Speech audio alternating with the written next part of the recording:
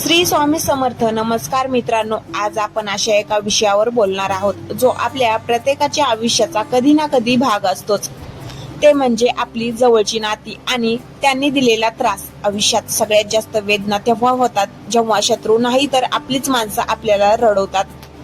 आपण ज्यांच्यावर जीवापाड प्रेम केलं, ज्यांच्यासाठी आपली सुख त्यागली, तीच माणसं जेव्हा आपल्या अस्तित्वावर प्रश्नचिन्ह उभं करतात तेव्हा मन सुन्न होतं.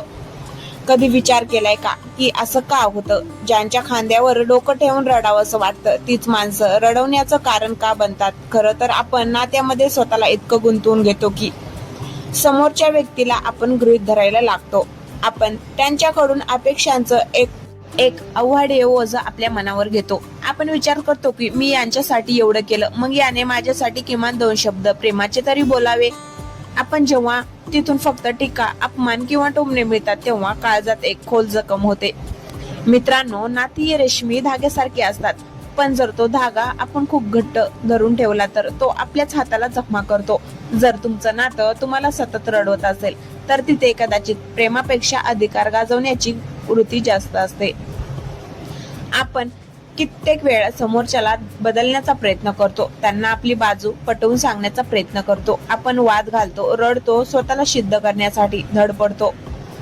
पण एक गोष्ट कायम लक्षात ठेवा, ज्याला तुमचं मौन कधीच समजू शकलं नाही त्याला तुमचे शब्द कधीच समजणार नाहीत. काही वेळा शांत राहणंही तुमची हार नसते, तर ती स्वतःच्या मनाची शांती टिकवून ठेवण्यासाठी घेतलेली एक सन्माननीय माघार असते. लोकांना आपली किंमत तेव्हाच कळते जेव्हा आपण त्यांच्यासाठी सहज उपलब्ध नसतो. जर तुम्ही कोणासाठी स्वतःला अगदी शून्य करून घेतलं असेल तर समोरची व्यक्ती तुमचा वापर एका पाया पुसण्यासारखा करायला लागते. जवळची नाती जेव्हा त्रास देतात तेव्हा निसर्ग तुम्हाला एक संकेत देत असतो की आता स्वतःकडे लक्ष देण्याची वेळ आली आहे. तुम्ही कोणाच्या तरी आयुष्यात कितीही चांगलं वागलात तरी तुम्ही त्यांच्या नजरेत कधीच परिपूर्ण ठरणार नाही, कारण त्या व्यक्तीचा दृष्टिकोनच दूषित झालेला असतो. स्वतःला एकदा आरशात बघून विचारून पहा की मी इतरांना खुश करण्यासाठी स्वतःचा जीव का जाळतोय. कोणालाही तुम्हाला रडवण्याचा किंवा तुमचा स्वाभिमान पायंदळीत उडवण्याचा अधिकार नाही. नाती टिकवणं हे नक्कीच महत्वाचं आहे, पण स्वतःला संपूर्ण नातं टिकवणं हा निव्वळ मूर्खपणा आहे. काही नाती वाळवीसारखी असतात, ती आतून आपल्याला हळूहळू पोखरून काढतात आणि आपल्याला कळतही नाही की आपण कधी हसायचं विसरून गेलो. जर एखादं नातं तुम्हाला रोज नैराश्याच्या दरी ढकलत असेल तर विचार करा की ते नातं ओढत नेण्यात काय अर्थ आहे. अंतर राखणं म्हणजे नातं तोडणं नसतं, तर स्वतःचं मानसिक स्वास्थ्य जपणं असतं. कधी कधी थोडं लांब गेल्यानंतर लोकांना तुमची उणीव भासते आणि जर भासली नाही तर समजून जा की त्या नात्यात तुमचं असणं किंवा नसणं कधीच महत्वाचं नव्हतं. रडून काहीही साध्य होत नाही, कारण रडवणारे लोक तुमचे अश्रू पुसायला कधीच येत नाहीत. आता वेळ आली आहे स्वतःला सावरण्याची. जे झालं ते विसरून जा. ज्यांनी तुम्हाला त्रास दिला त्यांना दोष देत बसण्यापेक्षा स्वतःच्या प्रगतीवर लक्ष केंद्रित करा. तुमचं यश हेच तुमच्या त्रासाचं सगळ्यात मोठं उत्तर असेल. समोरच्याला माफ करायला शिका, पण ते त्यांच्यासाठी नाही तर स्वतःच्या शांततेसाठी. मनात राग आणि द्वेष धरून ठेवला तर तुम्ही स्वतःला जाळत असता. स्वतःचे छंद जोपासा, स्वतःसाठी वेळ काढा. आयुष्य हे खूप मोठं आणि सुंदर आहे, ते केवळ एक नात्याभोवती किंवा काही माणसाच्या वर्तणुकीभोवती मर्यादित ठेवू नका. ज्यांना तुमच्या वेदनेची किंमत नाही त्यांच्यासाठी रडण्यात तुमचा वेळ वाया घालवू नका. स्वतःवर प्रेम करायला शिका, कारण जो स्वतःवर प्रेम करू शकतो तो जगाला जिंकू शकतो. तुमच्या आनंदाची चावी कोणाच्याही हातात देऊ नका. लोक येतील आणि जातील, नाती बनवतील आणि बिघडतील, पण तुमचं स्वतःशी असलेलं नातं हे कायमस्वरूपी असतं. त्यामुळे स्वतःशी प्रामाणिक राहा. उद्याची सकाळ तुमच्यासाठी एक नवी संधी घेऊन येणार आहे. उठून उभे राहा, डोळे पुसा आणि स्वतःला सांगा की मी खंबीर आहे, मी श्रेष्ठ आहे आणि मला कोणाच्याही मान्यतेची गरज नाही. तुमच्या आयुष्याचे शिल्पकार तुम्ही स्वतः आहात. आयुष्याच्या या प्रवासात अनेक वळणं येतील, अनेक काटे टोचतील, पण चालणं सोडू नका. जे आज तुम्हाला रडवत आहेत उद्या त्यांना तुमच्याकडे बघण्यासाठी सुद्धा वेळ मिळणार नाही. इतकी प्रगती करा. लक्षात ठेवा, काळ हे जगातलं सगळ्यात मोठं औषध आहे. आज वाटणार हे दुःख, हे वजन उद्या नक्कीच हलकं होईल. स्वतःवर विश्वास ठेवा आणि आनंदाने जगण्याची जिद्द उरात बाळगा, कारण तुमचं हसणं हेच तुम्हाला त्रास देणाऱ्यासाठी सगळ्यात मोठी शिक्षा आहे. आयुष्यात आपण कितीही मोठे झालो, कितीही पैसे कमवले, तरी शेवटी माणसाला हवं असतं ते फक्त सुख आणि समाधान. पण दुर्दैव असं की हे समाधान शोधताना आपण ज्यांच्यावर सगळ्यात जास्त अवलंबून असतो तीच माणसं कधी कधी आपल्या दुःखाचं मुख्य कारण बनतात. आपण विचार करतो की जगाशी लढता येईल, पण घरातल्याशी किंवा आपल्या जवळच्या माणसाशी कसं लढायचं, कारण इथे शस्त्र चालवता येत नाहीत आणि मन मारता येत नाही.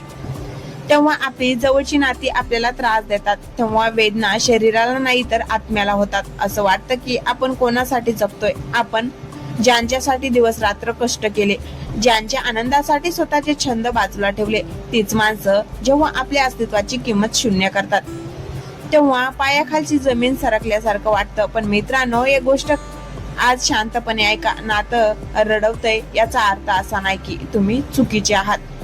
याचा अर्थ असा असू शकतो की तुम्ही स्वतःपेक्षा जास्त महत्व दुसऱ्याला दिले. आपण जेव्हा एखाद्याला आपल्या आयुष्याचा केंद्रबिंदू बनवतो तेव्हा आपण नकळतपणे आपल्या आनंदाची चावी त्यांच्या हातात सोपवतो. मग ते हसवतील तेव्हा आपण हसतो आणि ते रडवतील तेव्हा आपण रडतो. ही गुलामी नाही तर काय आहे? नातं म्हणजे एकमेकांना आधार देणं असतं, एकमेकाचा श्वास कोंडणं नसतं. जर तुम्हाला सतत स्पष्टीकरण द्यावी लागत असेल तर तुम्हाला स्वतःचा स्वाभिमान घाण ठेवून नातं टिकवावं लागत असेल तर समजून जा की तुम्ही एका अशा जाळ्यात अडकला आहात जिथे प्रेम कमी आणि मानसिक छळ जास्त आहे.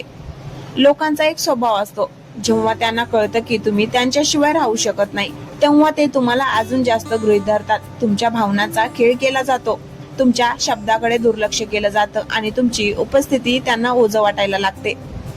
अशा वेळी आपण काय करतो? आपण अधिकच त्यांच्या जवळ जाण्याचा प्रयत्न करतो, त्यांना समजून सांगतो की बघा माझं तुमच्यावर किती प्रेम आहे. पण वास्तव आहे की ज्याला तुमची किंमत कळायची असते त्याला एका शब्दाची गरज नसते आणि ज्याला तुमची किंमत शून्य वाटू लागत आहे त्यांच्या समोर तुम्ही रक्ताचं पाणी केलं तरी त्याला ते पाणीच वाटणार. त्यामुळे स्वतःला त्रास देणं थांबवा. तुम्ही कोणाचे मन बदलू शकत नाही, पण तुम्ही स्वतःची मनस्थिती नक्कीच बदलू शकता. नाती का तुटतात किंवा का त्रास देतात? कारण आपण समोरच्या व्यक्तीला देव मानतो. आपण विसरतो की ती सुद्धा एक हाडामासाची व्यक्ती आहे जिच्यात दोष असू शकतात.